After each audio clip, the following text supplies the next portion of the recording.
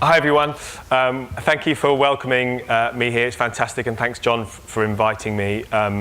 Genuinely, it's a massive honour to be here, and so hopefully today I can share the story. I can share some of the things you probably don't know.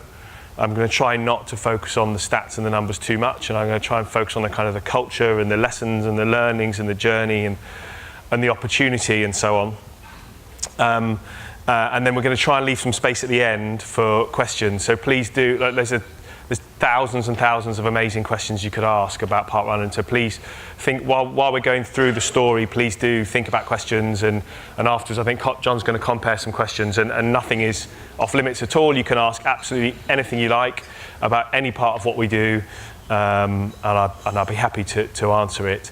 I'm the Chief Operating Officer, as it says there, for Parkrun Global, which means essentially I'm in charge of everything we do across the entire world in terms of event delivery. So where we are, do we start in Germany or Japan? What time do we start? What day are we on? What are our health and safety regulations? Health and well-being kind of comes through under me a little bit with Chrissy Wellington as our health and well-being lead. So I'm kind of comfortable answering anything you like, so please do ask those questions. I thought I'd start, and thank you to the AV guys who've been absolutely amazing this morning, because as speakers often do, I kind of came in last minute and said, can we stick a video in? I don't actually have a copy of it at the moment, but it would be great. And they've been amazing and stuck this video in, so if there's any glitches or anything, it's entirely my fault. But I thought I'd just start with this wonderful video. This was created by a parkrunner down south at Bushy Park who'd, for our 10th birthday, so we're 14 years old tomorrow, and we'll talk about that in a little bit. But for our 10th birthday, he created with some friends this amazing book celebrating 10 years of Parkrun, this like coffee table photo book celebrating 10 years of Parkrun. And these two brothers that star in this video were two of the people that he photographed. And he thought, what a fantastic story, I'll go back and I'll make a little short film about them. So he made this short film about them, which you can see online at loveparkrun.com. But we've got a copy here to show you. And I just thought it would be a great way to start, because it really kind of grounds what Parkrun is. So when I'm talking about some of the growth and the opportunity and the GP practices and Parkrun in prisons and all those kind of things, hopefully this video will help you kind of focus on what Parkrun's really about, because this probably does a better job of describing Parkrun than I'm going to in the next 60 minutes. So I'm going to press this green button, and hopefully we're going to get the video.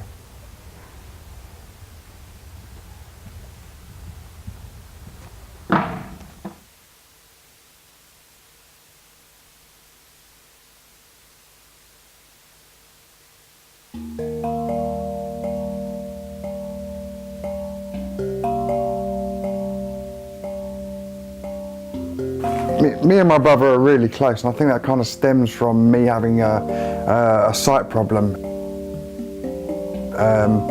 Having to rely on Steve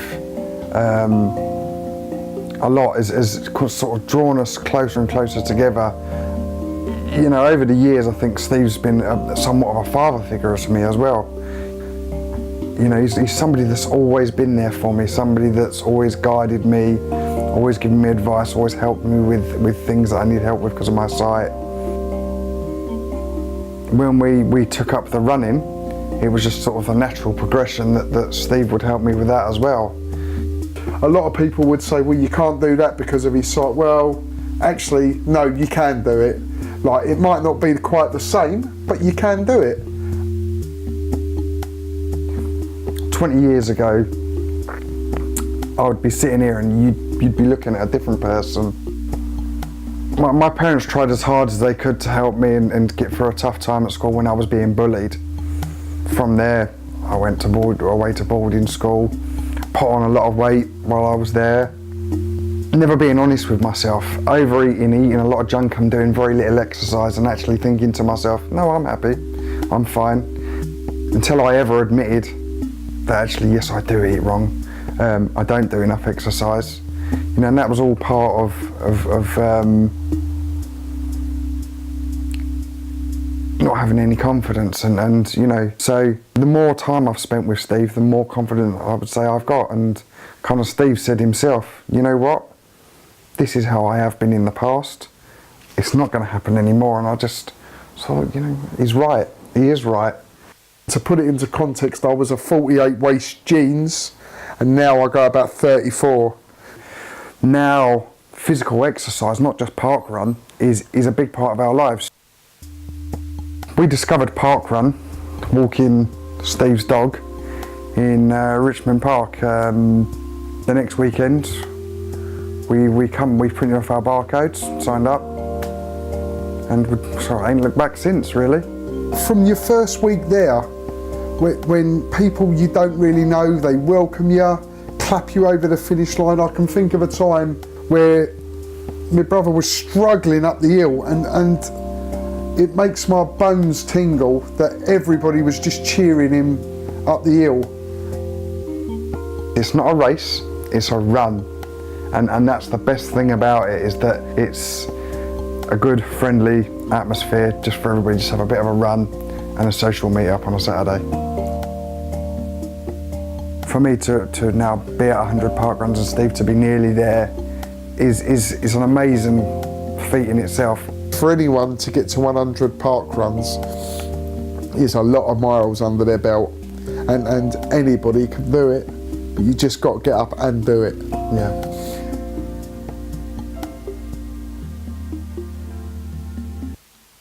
Okay, so hopefully that that can stay in your mind all the way through the conversation we're going to have now, and so when we're looking at a big world map of parkrun, you can remember Gary and Steve and think about each one of those dots represents a community where that's happening at a local level. So I'll go back through the original story, but Parkrun we're a global charity based in the UK. We operate in 20 countries. We have 1,600 events at the moment. We're starting about 50 new events a month around the world, including the UK, and we have about 250,000 participants. So this weekend coming, so tomorrow and Sunday, where we have juniors on a Sunday, it's our 14th birthday. We call it International Parkrun Day. It's the first Saturday in October is when Parkrun started. I'll show you a photo from that in a moment. So this weekend coming, we expect somewhere between, probably including the volunteers, 250 to 275,000 people are going to take part in Parkrun. And it starts, if you look at the map, we start, it's kind of like New Year's Eve. We start in New Zealand, first of all, then Australia. We've got about 30 events in New Zealand, and then 350 events in Australia. That little dot to the right in Russia actually is about 3,000 kilometers west of our now furthest east parkrun in Russia. So we have a parkrun in Russia called Yakutsk Parkrun in Siberia, which is about 8,500 kilometers east of Moscow. They have a temperature variation. In the winter, they'll be about -50, -60 degrees. And in the summer, they'll be about +30, +40. So you can get 100 degrees centigrade variation between their hottest and coldest events. I asked them if they wanted to just run in the summer, and they said no, they'll just wear more clothes. So that's the Russians for you. So then we go through Russia, and you can see we've got events in the Nordics, so Sweden, Denmark, Finland, Norway, Germany, France, Italy. Then we move into the UK. We've got about 600 events on a Saturday in the UK, and then into Ireland, and then across to America and Canada. And at Parkrun, it's kind of Saturday Parkruns. The 5Ks finish in Crissy Field in San Francisco, probably runs at the same time actually as Whistler Parkrun in Vancouver, or Victoria Parkrun on Vancouver Island. And then it all starts again. I don't think they quite cross over, but it all starts again on a Sunday with Junior Parkrun, where we have a few events in Australia, and then about 250 events in the UK and Ireland. You can only do one parkrun on a Saturday unless you're particularly keen. So we have some tourists who literally will parkrun in New Zealand, then they'll jump on a plane, fly to California, and they'll parkrun in San Francisco for the really committed. But hopefully that gives you an idea of kind of the scale of parkrun. And we're growing at about 30% a year, but I'll talk about that again in a bit. So this is our iconic photo. So this is October the 2nd, 2004. And this is the start of Parkrun. This is the day Parkrun was born. Originally it was called the Bushy Park Time Trials. This is in Bushy Park in West London. Interesting, only 14 years ago, and running shoes were all white, which you don't see anymore. But so that was the day Parkrun was born, and we call those people the Parkrun pioneers. There's 13 runners in the photo. There were 5 volunteers that day, and those 18 people, the Parkrun pioneers, kind of got things going. Back in the day, It was called a time trial, so this is the Bushy Park time trial, and it was really for runners of all abilities, and it was a running event. And it was definitely for runners of all abilities, but it was about testing your running ability and getting fitter for training for marathons or whatever it might be. And it was started by our founder, Paul Sinton Hewitt, and again, more on him in a bit. So this is just up the road. So this is a day that changed my life forever, probably. So this is just up the road in Woodhouse Moor, up in Leeds, and this is Parkrun event number 4. So this was the first Saturday of October 2007 on Parkrun's 3rd birthday. I was part of a volunteer team that started Woodhouse Moor Parkrun, then called the Hyde Park Time Trial, because Woodhouse Moor is often referred to as Hyde Park. At the time, I was working as a lecturer in sport and exercise science at the University of Leeds. So to give you a little potted history of my background, I did a BSc in human biology, exercise and health at Oxford Brookes University. And then I started working as a personal trainer, and I worked in the fitness industry. I did a master's degree in sport and exercise science at Leeds Met, as it was at the time. Worked a little bit in professional sports. I did a little bit of stuff at Leeds United with a friend of mine, Dave Hancock, who was the physio there at the time, a few other little things. And then I ended up working at the University of Leeds as a full-time lecturer in sport and exercise science. And at the time, but going back to 2007, I'd seen, so I was a triathlete as well in my non-working life, and I was interested in endurance sport, and I'd seen what Paul Sinton Hewitt was doing at Bushy Park Run in London, and thought, what a great thing. So I'd seen it in Runners World. I think when I saw it, there were probably 2 events, Bushy and Wimbledon, I think it would have been. And I thought, that'd be a great thing to replicate in Leeds. I wonder how I could do it. And then there was no concept of how would I get the volunteers, how would we do it every week. It all sounded a bit weird. And there was nothing on the website saying, where they wanted to grow or anything like that. So it'd been kind of mulling around in the back of my head, how do I copy these folks in London? And they were probably up to about 150 or 200 runners a week at that time. And then I got invited to a meeting with a good friend of mine, Stuart Ross, who at the time was Director of Sport at Leeds University. And he was him and some of his colleagues were representing the physical activity department, and myself and some of my colleagues were representing the sport and exercise science department. And we thought, well, we were trying to work out a way to engage the students of the university with the community around volunteering and sport. And so how do we think we can do that? And of course, I'd had in the back of my mind this idea of what was called Bushy Park Time Trial then, how do we replicate it? And so I kind of put my hand up in the meeting and said, this guy doing this thing in London, I think we could do it here, the students could volunteer, why don't we do it? So I contacted Paul Sinton Hewitt, I drove down to London with my friend Paul Tilley, who was a sport development officer at the time at Leeds University. I think now he's Director of Sport at Portsmouth University, and we met Paul. We knocked on his door and went in, and we spent the day with him, and he talked us through Parkrun. And it was a fascinating thing, because at the time I felt probably frustrated that everything seemed to cost something, and nobody ever seemed to do anything just for the good of it. And I was probably a little bit disillusioned with the world, particularly because I'd kind of had a little bit of a football background, and that had gone so far that way in terms of everything being so expensive and wages being so high and all this kind of stuff. And I just thought, you know what, I wish there was something kind of a force for good in the world. And we went down to see Paul, and Paul said, look, why don't you join the Parkrun family, or as we were called then, the Time Trial family. So you could start the 4th event, you could take it outside of London, and you could have a weekly event on Woodhouse Moor. We'll call it the Hyde Park Time Trial. We'll train you for nothing. We'll give you all the equipment you need for nothing. We'll do everything for nothing. We'll put you on the website. We'll even come up and help you run it if you want to help running it. What do you think? And of course, it sounds a little bit weird. It's like, really, like for nothing. So you don't want anything at all in return. You just want us to come into the family, and you're going to do everything for nothing, and it's free, right? So everything I talked about earlier, the people running and participating, it's totally free. Yeah, that's right. I thought, well, okay, well, so that sounds good, I'm in. So we said, okay, let's start it. So we came back to the university, and I wrote it into the sport and exercise science course that the students had to volunteer at Hyde Park Time Trial at the time, otherwise they wouldn't get their degree. Which was a really handy way to get the volunteers. But of course the students loved it, and we developed this really nice pathway actually, where students would, in their first year, it would just be something they'd engage with a little bit. In their second year, they had to come along and volunteer to a certain amount. In the third year, some of them did like placement years in sport development and stuff like that, and they would get more involved in actually the overall running of the event, what we call an event director. And then some of them in their 4th year would do a dissertation on the impacts of Parkrun on the community and health in some way. And in fact, I just was reading a fantastic paper earlier on that engaged with Parkrun, which is great. And we have a research board now, which I'll talk about. So that was the day Parkrun kind of came out of London. So it was event number 4. In fact, that's Paul there with the stopwatch on the left of the picture. And that was really, really, really important for us. And one of the big things we kind of changed that day, and I definitely think it would have happened anyway. It just happened that the timing was right, and we pushed it forwards a little bit, because it had been predominantly about runners of all abilities, but runners up to that point.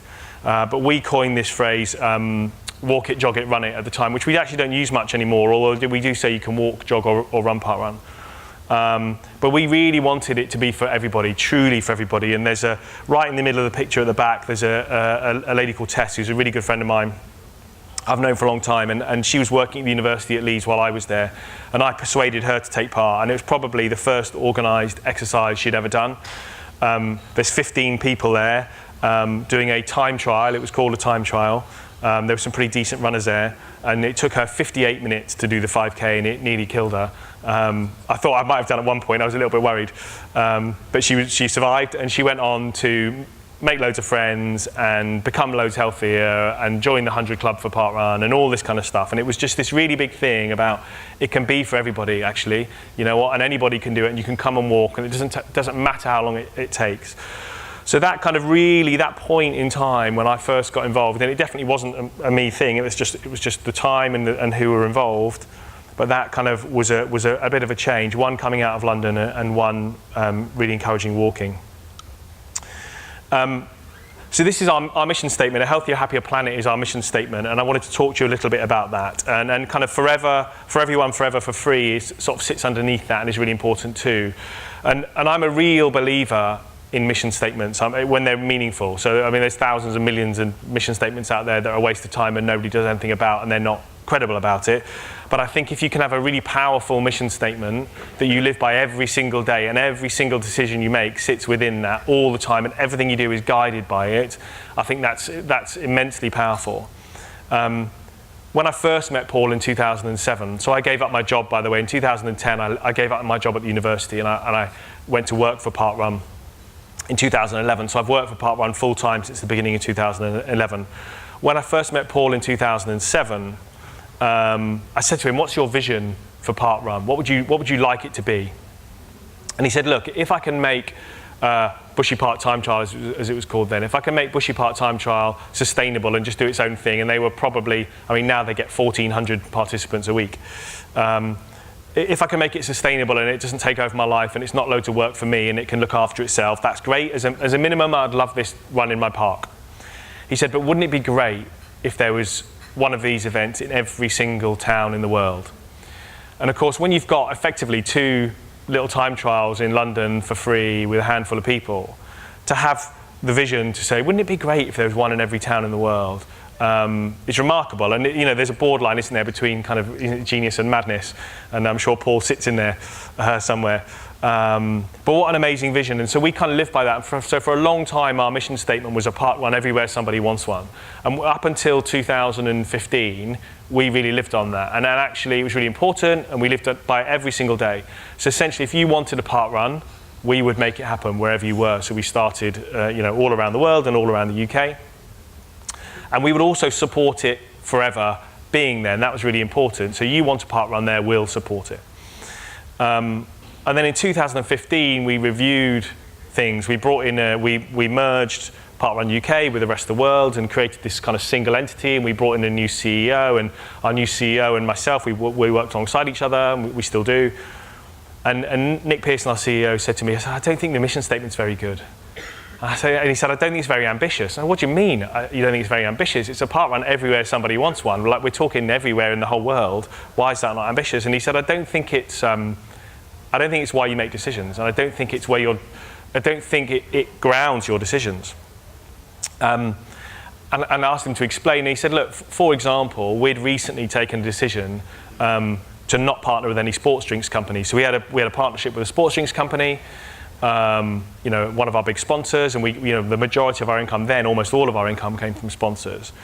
And Paul and I had taken this decision that we would get rid of this sports drinks company and we would never partner with another one. And that was a significant cost to us when we couldn't afford to pay all the staff salaries. I mean, literally we couldn't pay all the staff salaries, and we were turning down six-figure sponsorship deals from sports drinks companies. And we were doing that because we felt, and I still feel, that sports drinks are bad for you. They rot your kids' teeth and they give you diabetes, and they're just unnecessary. Apologies to any sports drinks manufacturers in the room.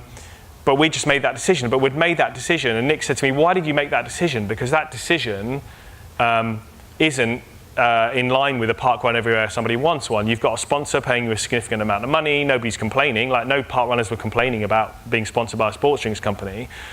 Why did you make that decision? And we said, well, it's bad for you. We want to impact people's health and well-being. We want to make people healthier and happier. If I see a kid come to a park run and walk away with a bottle of whatever it was, I feel a bit sad about that. So we made that decision because of that. And he said, well, that's right. You're making decisions, we're making decisions around health and happiness and well-being, not about just having a run anywhere somebody wants one.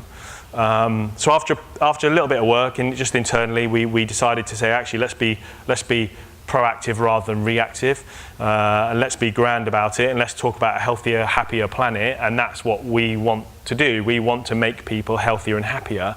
And actually, all of our decisions sit within that. Is this decision, is starting in a prison, is partnering with a GP practice, is starting junior park run, is focusing on areas of deprivation, is creating a support group for people with diabetes or arthritis or whatever it is that making people healthier and happier? So we really, really live by that every single day. Also, what's really, really important is that it's for everyone, and it's forever, and it's free. And I think that they're really important things, and again, everything we do has to sit within then. So it has to be for everybody. We firmly believe that every single person should be able to engage in some way with every single park run. Now, of course, we have some really hilly off-road park runs where you would never get a wheelchair around. So some that are in the Whinlatter Forest or somewhere like that, where you physically wouldn't be possible. But people can still volunteer, and we consider volunteering a form of participation in the same way we do walking and jogging and running. So we want to make sure that all our events are for everybody. More on that probably later when we talk about prisons. Also that they're forever. And of course you think, why forever? So we've delivered 40 million walk, jog, run performances so far. To put that in context, London Marathon, who I think are wonderful and are one of our partners, but London Marathon are about, I think, 1.1 or 1.2 million performances. So over the 36 years of the London Marathon, about 1.2 million people have crossed the finish line. About 40 million people have crossed the finish line of a park run, or 40 million performances. And at the moment, we're doing about 1 million a month, just to give you an idea of that size. So it's great. So we could stop now and we'd have done loads of great things. So we could just shut up shop and go home and that'd be fine. And why does it need to be forever? And of course, you think, well, forever's a good thing. But why? And then one of the reasons why is the opportunity, which we'll talk about in a minute. The opportunity is all ahead of us. I've got no idea what the opportunity is going to be. And some of the stories I'm going to share with you in a moment are things you never could have dreamed about when we started. When Paul first invited his mates to Bushy Park, he never could have dreamed about it. And I think we'll never understand the true opportunity and the true potential and the true impact. We'll never realise our true potential unless we go forever. And so it's really important to us that we keep our events going forever. So Bushy Park, which is 14 years old tomorrow, Bushy Park Run, we're still getting things today that we never dreamed could have happened. And that's an event that's 14 years old. They've run about 700 times. Most of our events are only a few years old. And then really important to us is that it's for free. Now, we don't think everything should be free. We're not some giant hippie commune that thinks absolutely everything should be free. So there's a place for everything. There's a place for expensive running races. There's a space for expensive running kit, whatever it is. It's all fine. But for us, it's really important that parkrun events are free. And it's an interesting concept when you think about it, because there's kind of two strands to it. One, for some people, any price is a barrier they cannot overcome, particularly if you want the family to get involved. So even if it was 50p and you have a family of 5, so it's £2.50 a week, well, that's £10 a month and it's £120 a year, and that's just too much for some families. at the same time, even for people, most of you guys in this room, I'm sure you could afford if it was £1 a week. I mean, if I had £1 for every time somebody said, why don't you charge £1, I wouldn't need to charge £1. But for most of you guys, charging £1, it wouldn't make financially, the £1 a week wouldn't make a difference, but actually it would make a massive difference. It would make a massive difference to whether or not you went. I mean, I go pretty much every week, as does my wife and my kids, and sometimes we run, sometimes we volunteer, sometimes we spectate, sometimes we run together, sometimes we don't. But actually, the kind of freedom of coming and going and just getting involved or not and it always being there, the fact that it's free is absolutely critical in terms of, we believe, in terms of engaging people in a really meaningful way. So every single decision we make about every single thing we do sits within really these kind of 6 things. And I just popped this in as a little example, and I want to talk a little bit about change. So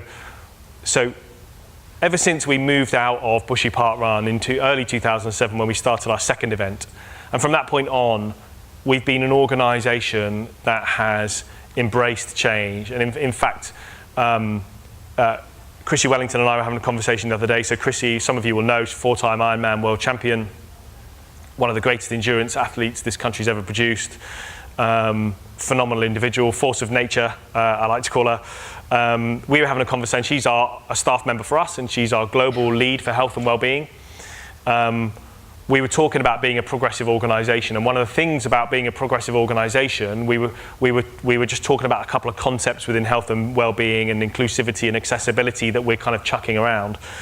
And should we do this thing or should we not do this thing? To be a progressive organisation, you need to make decisions and do things when other people aren't comfortable with that. And actually, often when people aren't asking you for it, when you're not pushed to do it, you don't have to do it. You could not do it and nothing would happen. So you could not make that change. A bit like the sports drinks conversation we just had from a few years ago. When you do something that you don't need to do because you think it's the right thing to do, but nobody would say anything if you didn't. For us, that's the kind of almost the definition of being a progressive organisation. But people are really uncomfortable with change. People are really, really, really uncomfortable with change. And we recently changed the name of our tail runners. So we had tail runners, which were people at the back of the park run, kind of making sure everybody was finished. If you were a volunteer and when do you clear up the course and all this kind of stuff, you knew if the tail runner had come through, you could clear everything up. And it kind of a bit of a sweep of the course. And not all events used them. Some did, some didn't. So we decided, look, we want to be more inclusive here. We want to push walking much more. So let's change the name of it to tail walkers. So we're just going to change the name of this role. And actually the vast majority, probably 80% of tail runners were walking because they were with the person at the back, and the person at the back normally takes 50 minutes-ish, sometimes up to, we had somebody in Italy take 3 hours once in an exoskeleton thing. Probably, the longest we normally see is an hour and a quarter. My daughter, who's 6, walked one round the other day, and she stopped and fed the ducks and never ran a step, and it took her, I think, 68 minutes to give you kind of an idea of how long it takes to walk one. But we changed the name of the tail runner to tail walker in an attempt to use language well, which we hope we do, and language is really, really important. And actually, it instantly made a huge difference to people engaging, and a whole load of people felt comfortable coming and walking, because we would say there'd be somebody walking there will definitely be someone walking there, because we made it a compulsory role. You won't finish last. Somebody will be walking. They will be walking behind you or with you if you'd rather have a chat. And that was a really important point in our life around making change and actually being progressive. And the last couple of years, we've had a lovely little partnership with UK Sport called Team Parkrun, where we've had Olympians and Paralympians around the country kind of sign up as tail walkers. This year it was over a few weekends. Last year it was one weekend. But the whole idea there was actually we were going to have these, multiple gold medal winning, sometimes Olympians and Paralympians saying, I'm going to walk at the back. And actually, interestingly, even some of them felt really uncomfortable until we said it's okay, you can walk. So some of the runners were like, I'm fine with this. But some of the elite athletes who weren't runners, they might have been shooters or throwers or jockeys, whatever they were. They were like, I'm not sure if I want to get involved. I'm a bit embarrassed. I might come last. And when we said, well, actually, we'd like you to walk at the back really slowly and socially and have a nice time, they were like, oh, great, I'm well up for that. Now, if you're breaking down those barriers for elite sports people and high performers and athletes, and actually you need to call it a walker for them to take part, well, what about the Garys and Steves of the world who are sat on the sofa and isolated and alone and at home and don't feel comfortable doing something called a park run? So where are we on the journey? And this is probably one of the most important things, and tomorrow that number will change. So when I'm trying to explain to people where we are, because we constantly get people looking at what we're doing, and the natural reaction is to think that we're this big established organisation that knows what it's doing, that's mature and kind of plateaued, and this is kind of the definition of where we are. Think of us in human years. So we're 13 years old. Tomorrow's our 14th birthday. Think of us in human years. As an organisation, Parkrun as a whole is a 13-year-old, a young teenager causing all those problems and being a bit disruptive and being a bit of a pain and saying things it shouldn't and doing all these things. But that's where we are on that journey. We're 13 years old, and I don't think we will probably plateau or stop developing and learning, possibly ever. I mean, I hope I don't. I'm 40, what am I, 44. I hope I don't ever stop learning and developing. But certainly into our 30s and 40s before we even considering ourselves a mature organisation. But in terms of the journey, everybody involved in Parkrun so far is an early adopter. We signed our 5 millionth, by the way, on 2 days ago, we registered our 5 millionth Parkrunner. So those 13 people registered have now turned into 5 million, but we're only 13 years old. So I did a little piece of work the other day trying to understand the opportunity. So what is our opportunity? So what lies ahead of us? What will it look like? We had a conversation at dinner last night. What will Parkrun be like in 10 years? I've got no idea. Is the real answer. But how do we kind of try and quantify what an opportunity might be to try and, especially for our staff and volunteers, to help them understand? So I did a fairly, I would say, hopefully it's accurate, but maybe cautious prediction on where we will be on our 30th birthday. So in 16 years' time, where will Parkrun be in terms of impact and in terms of size and in terms of participation? So today, like I said, we're at about 250,000 participants a week, and we've delivered about 40 million instances of participation in walking, jogging, running or volunteering in those first 13.99 years. By our 30th birthday, we think we'll have delivered 1 billion walk, jog, run performances. And that's only 16 years away, which sounds ridiculous. And I went through the numbers again and again and again and again. But actually, when you're at the size we are now, and when you look at, we're growing at 30% per year, actually, I don't think that's particularly bold. I think we probably will come in there, and it might be 800 million, and it might be 1.2 billion. But either way, that's 1,000 times, roughly, the level of participation that a Great North Run or a London Marathon has had in roughly the same amount of time, which is kind of scary. I don't quite know how we're going to do it, which is fine. We need to be comfortable with discomfort. But so far, we've delivered 40 million.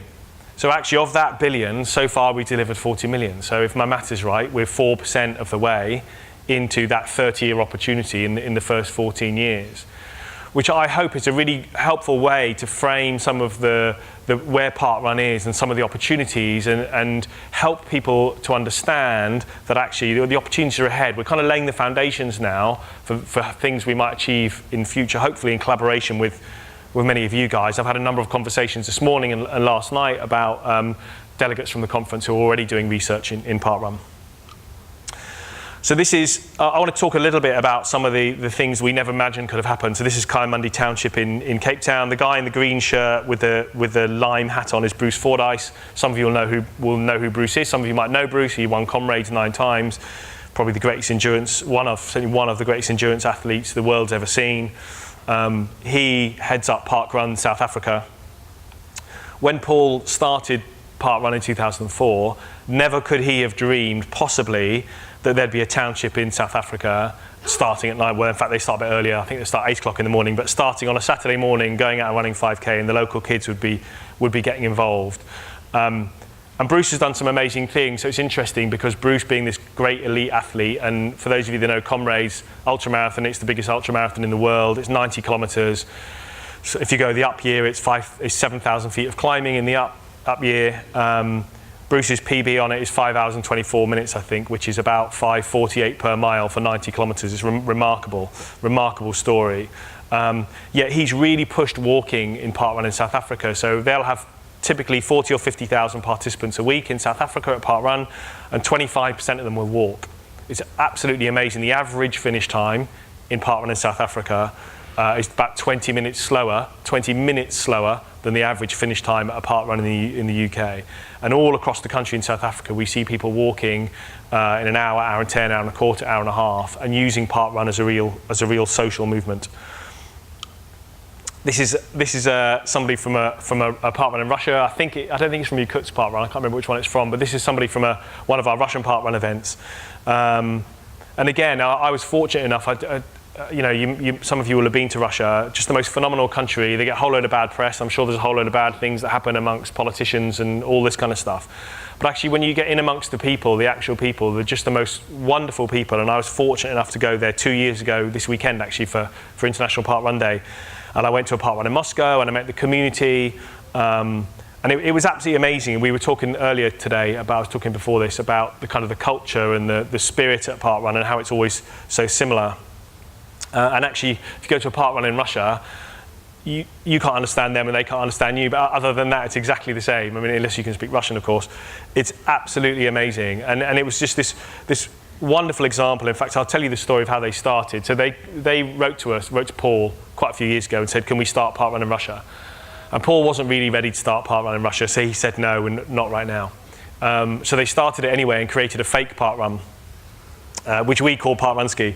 And we found out about it. So after about 6 months, we seen they'd done it, and they had a parkrun website, they had an interview with Paul, they had a barcode system, they had everything. They'd literally created a fake parkrun in Russia. And we really, really like that kind of thing. Like, we like that sort of disruptive nature and so on. And so Paul flew to Moscow and met them, and they joined the parkrun family. And it's just this amazing thing. And then again, we never could have dreamed, if you were saying, let's start a social intervention around running in Siberia, you never would have dreamed, okay, let's start with Bushy Park in London and go from there. But actually, that's how it's worked. This is a shot I think this is from HMP Havrig. So a little while ago, we were approached by HMP Havrig about the concept of having a parkrun event in the closed prison, which is really, really interesting and really, really exciting for us. Pretty much straight away, to be honest, we thought, wouldn't that be amazing? If we're going to be about healthier and happier, we should be engaging with the least healthy and least happy. And if we're going to be about for everybody, then we should be about for everybody, right? Not just people who can access those parkrun events. So we developed our project around parkrun in prisons. They're exactly the same, free weekly time, 5K on a Saturday morning. Some of them, I think Havrig is called Black Coombe Parkrun. I think it's probably 8.5 or 9 laps. We just recently started one in Wetherby Young Offenders Institute here in Yorkshire, which is 14.5 laps. But we've seen some amazing things already. So it's parkruns in prisons, and nearly, so the Havrig is, I think this is their 50th event tomorrow, I think. We've seen some amazing things happen already in terms of improvements in behaviour. So prisons are reporting back to us that cells are being smashed up less and that kind of stuff, which is a huge improvement for them. The social worker at Wetherby YOI wanted to start a parkrun because she wanted to reduce the anxiety that the young offenders had when they were moving from the youth estate to the adult estate. She wanted to have a parkrun in both those places, so they could be a parkrunner in the youth when they were in the Wetherby YOI, and then they could move as a parkrunner to another prison, and it would reduce some of their anxiety, which would improve their behaviour. But we've also seen some fun things. So when we started Black Coombe Parkrun in HMP Havrig, we thought, well, how are we going to get around the idea of counting the laps, right? Because if you go to Harrogate Parkrun on the Stray, it's 3 laps, or Woodhouse Moor Parkrun in Woodhouse Moor, it's 3 laps. And people can't count that. So, people are coming in after 2 laps and 4 laps and all this kind of stuff. Well, what if it's 8 laps or 10 laps or 14 laps? So we, at Havrig, we came up with this not very clever idea where we said, what we'll do, lads, is we'll give you all an elastic band. We'll give you all 8 elastic bands. And every time you finish a lap, take one off. Every time you finish, take one off, take one off, take one off. When you've got none left, you can finish. So, of course, what do? Whip them all off and finish. And so they had these amazing times, like the fastest parkrun in the world. They had these amazing times. And they'd be finding, the prison staff would be finding kind of elastic bands all around the grounds. And we clicked, and so we changed it, obviously, as you would do, to we'll give you one after each lap, and when you've got 8, then you can finish. But really interestingly, some of the lads who've spent their lives, bending the rules and breaking the rules and trying to find a cheat and a shortcut and so on, started coming to the prison staff and saying, look, in the early days, I used to ditch a couple of rubber bands early and come in a little bit early. And I know you kind of said you're only cheating yourself and all that kind of stuff, but actually now I've got a time I can't beat, and now I'm taking it seriously, and I'm going to the gym in the week, but I'll never beat that time because I only did 5 laps or something like that. Please, could you delete my time from early on and give me a proper time so I can beat that proper time? And when you think about that deeply, I mean, how many, you probably all told it at school, I did, certainly when I was at school, you're only cheating yourself, and I'd think, I don't care, so I cheat. It's probably a bad thing to say. But it's true. But actually seeing it in these prisoners saying, you know what, I am only cheating myself. Nobody else cares what my time is. We don't care. I don't care. Do 7 laps if you want to. It's up to you. You are really only cheating yourselves. And seeing some of the prisoners change and say, actually, I don't want to cheat myself anymore. I want a real time for me, and I want to work hard. I want to achieve it. And we've already seen now prisoners join the Volunteer 25 Club. So when you volunteer at 25 Parkrun events, you get a Volunteer 25 shirt, and you're part of that community. So we've started shipping Volunteer 25 shirts into prisons. We've seen prisoners move prison and start a parkrun in a new prison. And we've also seen prisoners leave prison, and ideally we wanted their families to take part in parkrun outside of the prison, and they're doing that. We've seen prisoners leave prison and then engage in parkrun with their family, and so then they have a community to come into once they leave prison, and hopefully that will reduce the likelihood of them reoffending and increase the likelihood of them having a better life going forwards. Just continue on kind of the unintended positive consequences. This is Elizabeth. Elizabeth's 89 years old. She lives in a care home around the corner from Bushy Parkrun, and this story only came out, I think it was last year. So she had been wandering down to Bushy Parkrun on a Saturday morning, getting to the about 2.5K mark, just sitting there and watching and clapping everybody on, and every week she'd come back. And of course people noticed that she was there, so they gave her a high-vis vest, and they called the little bit Elizabeth's Corner, and then at Christmas all the kids sent her Christmas cards. And here we are with this 89-year-old lady. We never would have dreamed we could have impacted. When Paul had his running mates, he's a 2.5-hour marathoner, and all his running mates at Bushy Park in 2004, he never would have dreamed there'd be an 89-year-old lady in a care home round the corner who's never going to run, never do any of those kind of things, dressed up as a volunteer, high-fiving people, doing all these things every single week. And so some of those kind of, again, those unintended consequences, we never could have predicted it. We never could have achieved it if we tried to achieve it. We just kind of try to do good things and see what happens. This is my daughter, so on your left, this is my daughter, and so on your left, on your right, sorry, you're on the right, is my daughter with her friend Ella. So this is at Harrogate Junior Parkrun, and it's just an interesting thing, again, about challenging our minds and trying to learn and develop. So is Parkrun for everybody, or isn't it? I don't know. And you'd probably think the daughter in running kit of the COO of Parkrun Global, who was a decent Ironman triathlete in his time and still runs a little bit, you'd think Parkrun would be just for her. And she brought me back down to earth a little bit the other day. So we went to Parkrun, and this is her mate Ella. We went to juniors in Harrogate. And she was going to run. She was really excited to run, and she turned up. And Ella said, "Actually, Rosie, so my daughter's Rosie. Actually, Rosie, I don't want to run. I can't really be bothered. Should we just mess around?" And Rosie came to me and said, "Daddy, I don't really want to run. Can I just mess around?" And why don't you just do it? Well, I don't really want to do it. Yeah, but you'll take another week to get to, we give them a milestone, so when they get a wristband when they've done 11, which is like a half marathon, and 21, which is like a marathon. Well, yeah, but Rosie, it'll take you a week longer to get to your half marathon wristband. Yeah, but Dad, I don't really care about that. I'm not really bothered.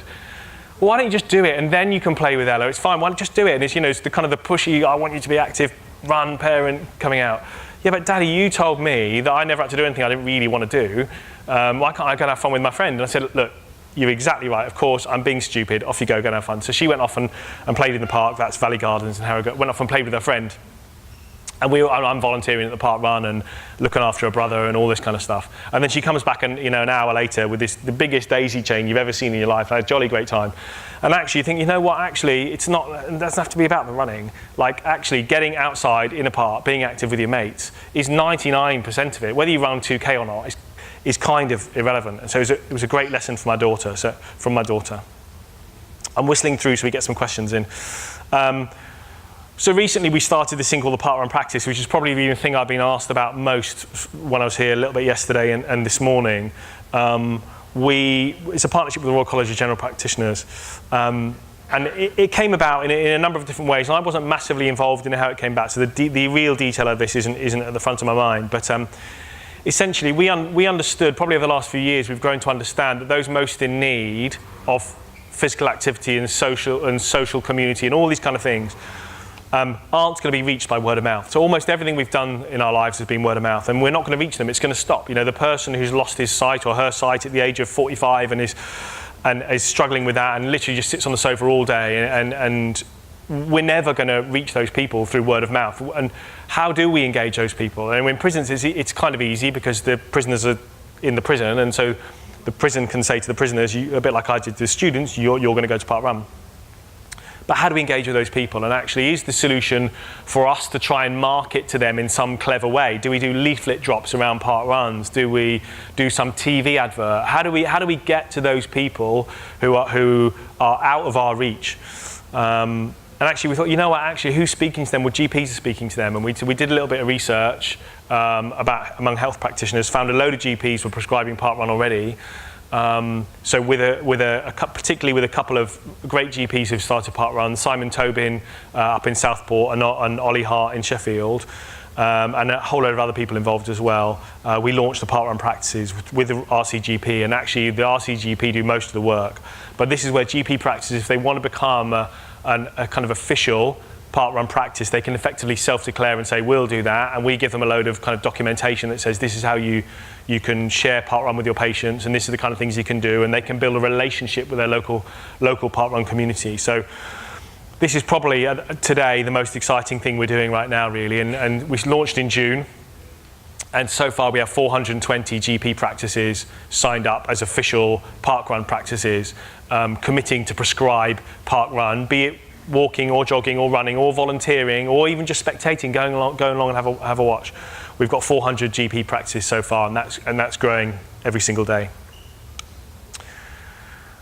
We also are really committed to research. So we have a partnership with the Advanced Wellbeing Research Centre in Sheffield Hallam University. I grew up around research. My father's a professor of epidemiology.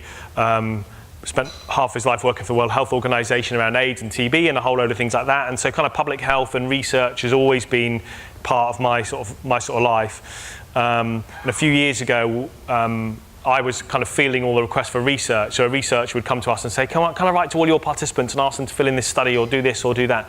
And it would be me saying yes or no, and I didn't feel I was the right person to do that. But I couldn't quite solve that problem. And then I was approached by a guy called Andy Shannon, who's a phenomenal professor of obstetrics and gynecology in King's and St Thomas's, I think, Guy's or St Thomas's, maybe that's the same thing, I don't know. He approached me and he said he wanted to do this study into running during pregnancy because at the time there really wasn't any decent evidence to say whether it was good to run or bad to run when you were pregnant. And we had at the time about 1 million registrants, so we had about 500,000 women. He said, can I write to your 500,000 women and invite them to participate in our study in running in pregnancy? And I said to Andy, absolutely. Obviously, he was super credible, so absolutely we can do that. But in return, I want you to work with me to kind of found a independent research board of academics across a range of disciplines that can become the research board that field these requests. So actually when the next Andy Shannon comes along and says, can I do this research? It's not me, because I don't really know what I'm doing. It's not me saying yes or no. It's this board of academics saying, yes, that's credible, and they've got ethics and so on. So we did that. I think we published his call for subjects. I think within 2 weeks it had the biggest cohort of subjects for a running in pregnancy study ever in the world, and he just published a whole load of stuff on it actually. And if you search for Andy Shannon running in pregnancy and Parkrun, he just did a phenomenal podcast interview with an American podcast called Running Medicine, I think it's called, but you'll find it, where he talks through the research around running during pregnancy and how he's used our participants and our data to show that running during pregnancy is a good thing to do. And so now we're partnered with the Advanced Wellbeing Research Centre in Sheffield Hallam. Andy Shannon is still a member of the Parkrun Research Board. Finally, Paul Sinton-Hewitt. So this is Paul, our founder. And so when he first started Parkrun, Paul thought that he was starting a time trial for runners of all abilities to get fitter and to test their fitness. But actually, I'm not sure that was the case. And Paul and I have this discussion an awful lot, and it's taken us years and years and years to reflect on it and think about it and learn and consider it. But actually, at the time, in 2004, Paul was going through a difficult time in life. He was a 2.5-hour marathoner who'd got injured, and he couldn't run. and he couldn't see his friends, and he didn't have his social support group, and he didn't have his peers to support him. And life was difficult. He was struggling in his relationship, he was struggling with his family, he was struggling in work, and he was just not in a very good place. And because he got injured, he thought, I'm not going to be able to cope with this, because now I can't even see my friends because they're all runners. So he invited his friends to Bushy Park in London and said, why don't you come to Bushy Park, you run a 5K loop, I'll time it, we'll make it all free, we'll do it every single week. All you have to do, for me to do all of that, all you have to do is go for coffee with me afterwards. And so actually, Paul and I often refer to Parkrun now as a social intervention for a lonely bloke. And I think that's how it should be. Thank you.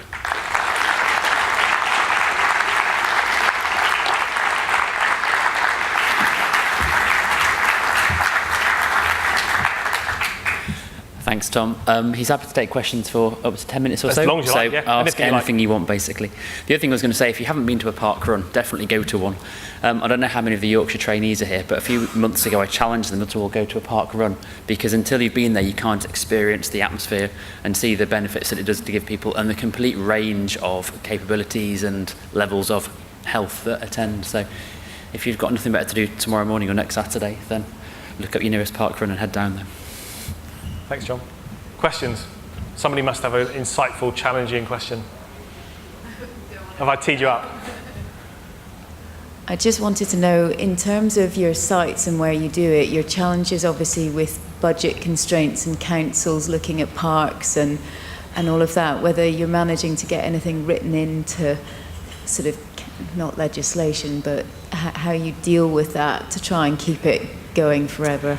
Yeah, really good question. So the government tried to get it written into legislation back end of last year, I think, that it would be illegal for councils to charge for parkrun, and we actually pushed back against it. Loads of you will have been aware of the issue we had with Little Stoke in Bristol a couple of years ago, where the council tried to charge us or charge park runners for taking part. So it was an event, it was about 5,000 registered participants, about 300 people a week, about 3.5 years old. And just totally out of the blue, the parish council came along and said, right, we want you to charge everybody £1 every single week and give it to us. Out of the blue, literally that was the communication. So we didn't get off on a great foot. And we said, no, we're not going to charge our participants £1 and give it to you. If you want us to do that, and we respect your right to do that, it's your land, you're the council, you own it, we respect your right to do that, but if you want to do that, then we will close our parkrun event.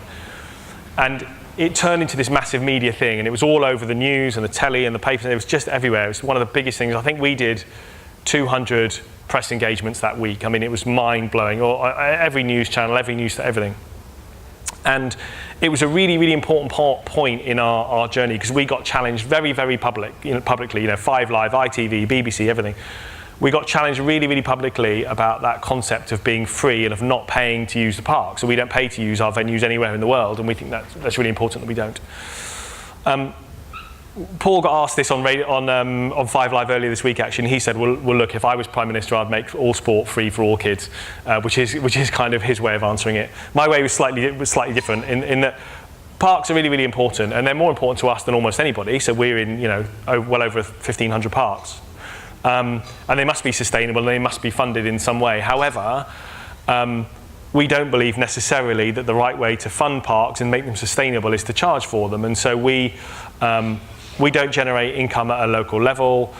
We don't have exclusive use of the parks. We don't require the parks to do any work on our behalf. So they're not mowing the grass of a football pitch or painting the lines or providing nets or a booking service or anything like that. So we believe our events are at worst cost neutral to be in a park. So if just nothing happens, so where we're in South Shields Parkrun, it's just on kind of an area of open space, I think we're kind of cost neutral.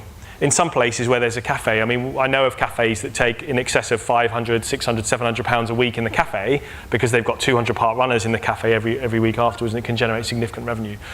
So our challenge back, and we pushed against the legislation that was proposed to make it illegal to charge us, because we don't want to be a bad tenant, and we don't want to sit there where somebody doesn't want us, and we don't want landowners to feel that we are kind of almost squatters on their land. We want to work with landowners, but we just think there's a better way of making parks sustainable and funding them, be that around parking charges sometimes, be that around cafes, be that around other attractions, be that around putting on other events which we can promote. So I think there's loads of ways to do it.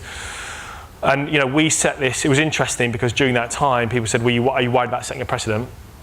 We said no, not at all, because if we set a precedent, it will be if you try and charge us, we'll close the event, and that's it. And of course, we've got to a critical size and Stoke Gifford Parish Council got such bad press that nobody wants to go down that route again. And actually, we had literally thousands of park runners writing to their council saying, "Can you just confirm you're not going to charge park run, are you?" And they're quickly backing away because the biggest events in Leeds, we've probably got, I've not counted, 40 or 50,000 park runners in Leeds, probably, maybe 30 or 40,000 park runners in Leeds. So it's a big community of people who feel very passionately about their local area, who are really powerful and actually believe in that it should be free and that people should be able to come to their park and use them for free and so on. I think, does that answer your question, sort of? How do you fund all this? You said you gave up your work and yes. You still look as though you're finding enough bread to eat. Yeah, I've got holes in my jeans. Yeah. So it's another fantastic question. It's really challenging. So we've got 36 full-time staff today. So we've got 24 full-time staff roughly in the UK and about another 12 dotted around the world. It's really, really difficult. We've probably only in the last year or two literally got to the point where we can actually afford to pay all the bills and pay all the staff. I mean, really only up until a few years ago, our recruitment relied on friends who had taken redundancy or had retired and getting them to work for us for full-time for nothing. I mean, Chrissy Wellington, who I've mentioned a couple of times, she worked for us full-time for a year for nothing because we had no money. And so actually it's been really, really hard. And part of it has been, part of funding it and doing what we do has been learning to be ridiculously lean. So, what we do it so much more cheaply than anybody else in the sector because we've really had to focus on making it like that. At the same time, costs obviously escalate, and now at the size we are, they are reasonably significant. Roughly, I would say, and this isn't my area of the business, but roughly I would say about 40 to 50% of our income comes from sponsors.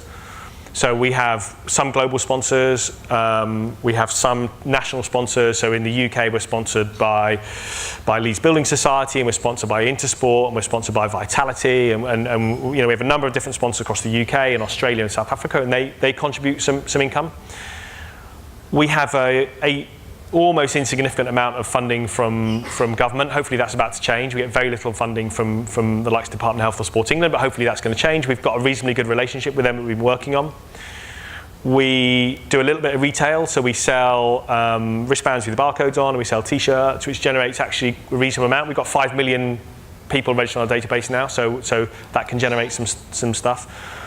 Interestingly, the real challenge around income and funding it is how do you generate income where you can remain independent from the people that are funding you? Because it can be a poison chalice sometimes when they fund you and say, we're going to give you this funding, but you've got to do it this way.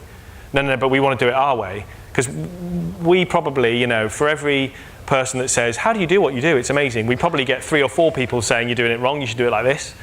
Which is amazing, really, but actually, and often that comes from funders. We'll fund you if you do this. No thanks. We'll fund you if you do this. No thanks. And that's a real challenge, generating income that you can spend in the way you wish to spend it. Long term, probably for us, retail will be one of our most powerful ways of generating income. So we've just launched a new sports apparel brand, totally. Profits will go to Parkrun. It's called Contra, but we're trying to be this kind of ethical sports brand where it's produced in ethical factories and so on. Because the issue we have is because we're growing so quickly, generating an income source that scales with you is very, very difficult. So if you're doubling every other year, it's very difficult to say to a sponsor, can you give us double the money every other year? But actually, if you can have a revenue stream that's tied to your growth, so if you're selling something to 5% of your participants and you double in size, you double your sales, and so it kind of scales with it.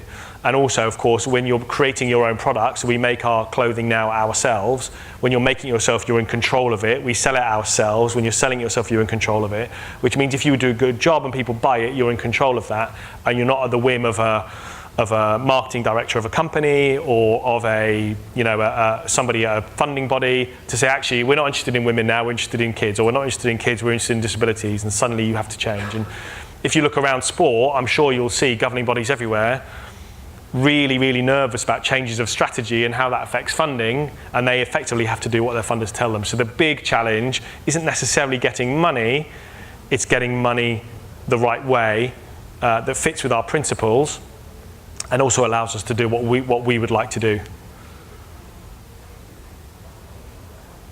Another question. Thanks. It's really refreshing hearing you just go for it in a world where people are quite fearful about litigation. And I just wondered whether you've come across any obstacles or concerns, or how have you got around that risk of, are you liable if things go wrong? Or Yes, great question. When we started, we never thought anything would go wrong because you're tiny and you don't think so, and you're naive and you don't think anything will go wrong. And of course, when you get big, everything goes wrong.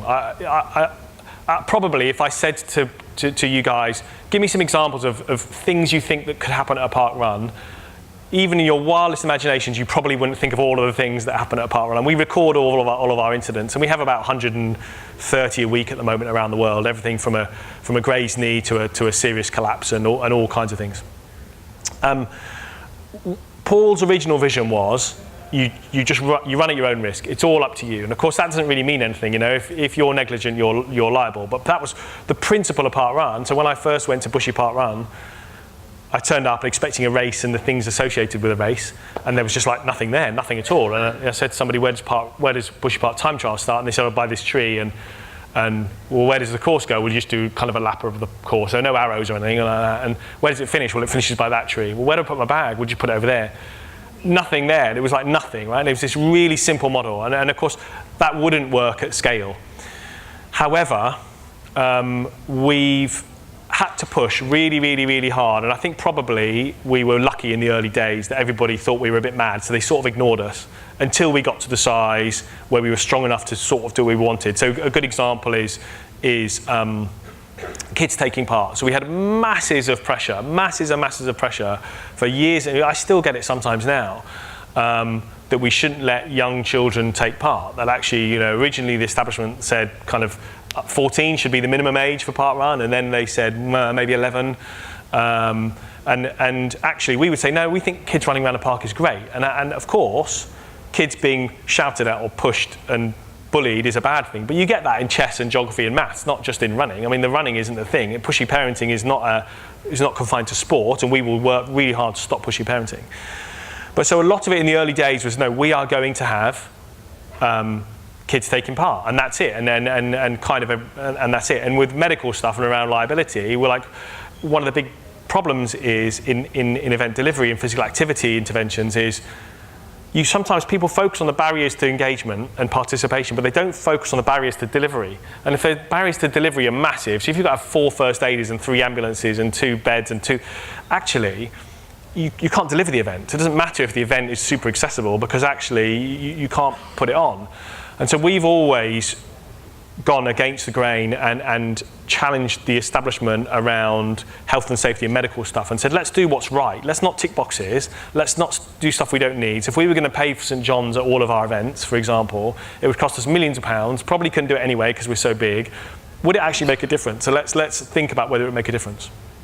And of course now we have this amazing, so we wrote our own database and incident recording system. We have about 20,000 incidents roughly recorded on our system, and we can search for collapses or heart attacks or trips or falls or dogs or headphones or whatever we want to do. And actually we're able to then say, well, actually let's look at what's really happening with our incidents, and let's do things that make a difference. So we fundraised for defibrillators because we realized that was really, really important. I think we've rolled out about 800 defibs in the UK to different parks, and most of those are in the park as a community resource all the time. And we're already seeing a number of lives saved by defibs that we've raised in that way. But at the same time, there's an immense amount of medically qualified people. So actually, we don't need first aiders at parkrun events because, we did a survey at Woodhouse Moor Parkrun a little while ago, and of the 350 people there, 80 were qualified first aiders on a 3-lap course. Actually, another 140 people that we surveyed of those 350 wanted a qualification. But actually, what we found was within our communities, people want to help, they want to engage. When there's incidents, people dive in and help. Like this whole, everybody just stood by and watched the person collapsing on the floor and didn't do anything because they're worried about liability. That's not true. It doesn't happen. Actually, without exception, across the whole history of Parkrun, there's never been an incident where people haven't just dived in and helped. We've never had an incident where people have been prosecuted or sued because of helping, and actually it's been a really life-affirming thing where absolutely there is a culture of risk aversion and a culture of everybody's going to sue you and everybody's going to do this, and actually we found that that's not true. If you just kind of take a breath and be brave and go for it, actually that's not true.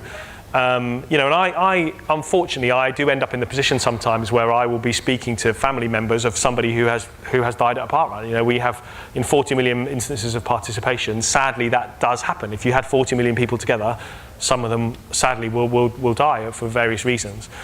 And I sometimes find myself with their family members the following week or whatever it might be, talking to them about what happened and comforting them and offering our support.